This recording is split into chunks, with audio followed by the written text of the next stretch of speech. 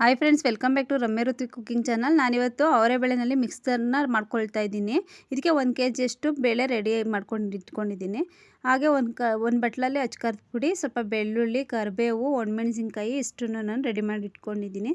ಇನ್ನೊಂದು ಪ್ಲೇಟಲ್ಲಿ ಒಂದು ಭಾಗ ಕೊಬ್ಬರಿನ ಹೆಚ್ಚಿಟ್ಕೊಂಡಿದ್ದೀನಿ. 1/4 kg ಕಡಲೆ, 1/4 kg ಕಡಲೆ ಬೀಜನೂ ರೆಡಿ ಮಾಡಿ ಇಟ್ಕೊಂಡಿದ್ದೀನಿ. ಹಾಗೆ ಒಂದು ಅರ್ಧ kg ಅವಲಕ್ಕಿ, ಗಟ್ಟಿ ಅವಲಕ್ಕಿನ ತೊಗೊಂಡಿದ್ದೀನಿ.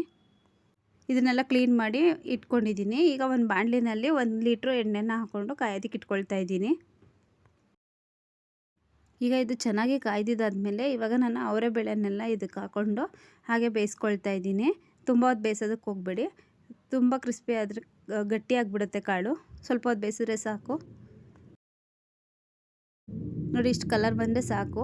ಇವಾಗ ಅವಲಕ್ಕಿನೂ ಹಾಕ್ಕೊಳ್ತಾ ಇದ್ದೀನಿ. ಇದು ಬೇಗ ಆಗೋಗುತ್ತೆ. ಈಗ ನೋಡಿ, ಅವಲಕ್ಕಿನೂ ಆಗಿದೆ. ಈಗ ಸ್ವಲ್ಪ ಕಡಲೆ ಬೀಜನೂ ಇದಕ್ಕೆ ಹಾಕ್ಕೊಳ್ತಾ ಇದ್ದೀನಿ. ಉರಿ ಸಣ್ಣದಾಗಿ ಇಟ್ಕೊಳ್ಳಿ, ಇಲ್ಲಾಂದರೆ ಕಡಲೆ ಬೀಜ ಸೀದೋಗ್ಬಿಡುತ್ತೆ. ಈಗ ನೋಡಿ, ಈ ಕಡಲೆ ಬೀಜನೂ ರೆಡಿ ಆಗ್ತಾ ಇದೆ.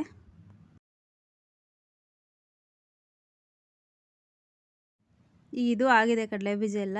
ಇವಾಗ ಅದೇ ಬಾಣಲಿಗೆ ಸ್ವಲ್ಪ ಹುರ್ಗಡ್ಲೆನ ಹಾಕ್ಕೊಳ್ತಾ ಇದ್ದೀನಿ.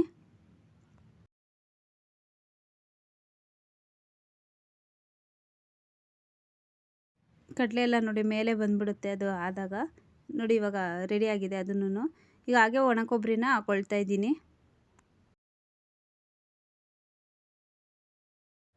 ಅದನ್ನು ಕೂಡ 1 ನಿಮಿಷ ಹಾಗೇ ಬೇಯಿಸ್ಕೊಳ್ತಾ ಇದ್ದೀನಿ.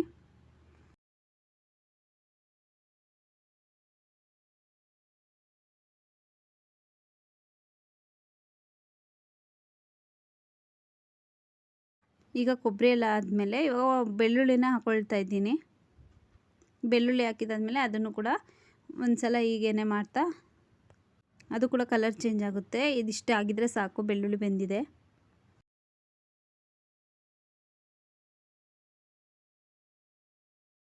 ನೆಕ್ಸ್ಟು ಕರ್ಬೇವಿನ ಸೊಪ್ಪನ್ನ ಹಾಕ್ಕೊಳ್ತಾ ಇದ್ದೀನಿ.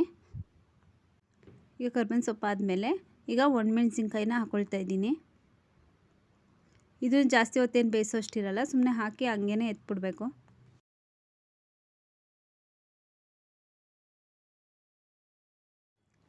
ನೋಡಿ, ಇದೆಲ್ಲ ಹಾಕ್ಕೊಂಡಿದ್ದೀನಿ. ಒಂದು ಬೌಲಿಗೆ ಹಾಕ್ಕೊಂಡು ಅದಕ್ಕೆ ಅಚ್ಕಾರದ ಪುಡಿ ಮತ್ತು ಉಪ್ಪನ್ನು ಮಿಕ್ಸ್ ಮಾಡಿ ಇಟ್ಕೊಂಡಿದ್ದೆ. ಅದನ್ನೆಲ್ಲ ಸೇರಿಸಿ ಚೆನ್ನಾಗಿ ಮಿಕ್ಸ್ ಮಾಡ್ಕೋಬೇಕು.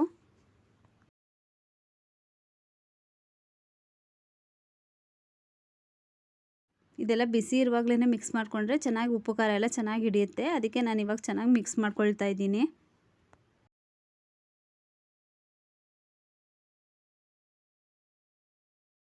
ತುಂಬ ಸಿಂಪಲ್ಲಾಗಿ ಈಸಿಯಾಗಿ ಆಗುತ್ತೆ. ಮನೆಯಲ್ಲಿರೋಂಥ ಇಂಗ್ರೀಡಿಯೆಂಟ್ಸ್ನೇ ಬಳಸ್ಕೊಂಡು ಮಾಡ್ಕೊಬೋದು. ಟೀ ಟೈಮ್ ಸ್ನ್ಯಾಕ್ಸಿಗೆಲ್ಲ ತುಂಬ ಟೇಸ್ಟಿಯಾಗಿರುತ್ತೆ. ನೀವು ಟ್ರೈ ಮಾಡಿ. Thanks for watching friends.